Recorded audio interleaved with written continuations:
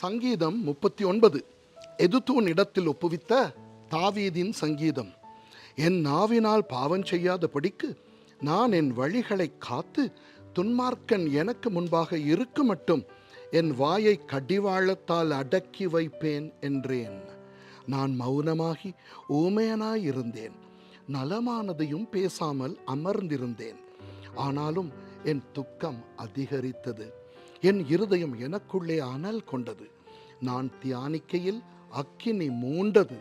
அப்பொழுது என் நாவினால் விண்ணப்பம் செய்தேன், கர்த்தாவே, நான் எவ்வளவாய் நிலையற்றவன் என்று உணரும்படி என் முடிவையும் என் நாட்களின் அளவு இவ்வளவு என்பதையும் எனக்கு தெரிவியும்.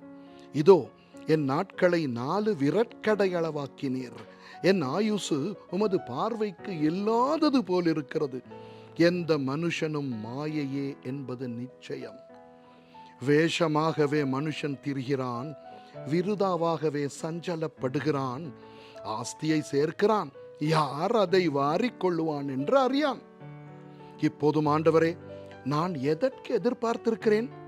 நீரே என் நம்பிக்கை.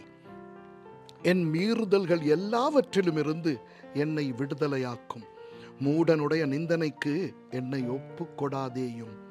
நீரே இதை செய்தீர் என்று நான் என் வாயை திறவாமல் மௌனமாயிருந்தேன். என்னிலிருந்து உம்முடைய வாதையை எடுத்து போடும். உமது கரத்தின் அடிகளால் நான் சோர்ந்து போனேன்.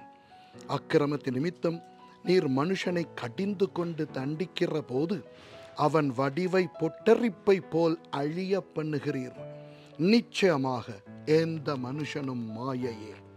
கர்த்தாவே, என் ஜெபத்தை கேட்டு என் கூப்பிடுதலுக்கு செவி கொடும். என் கண்ணீருக்கு மௌனமாயிராதேயும்.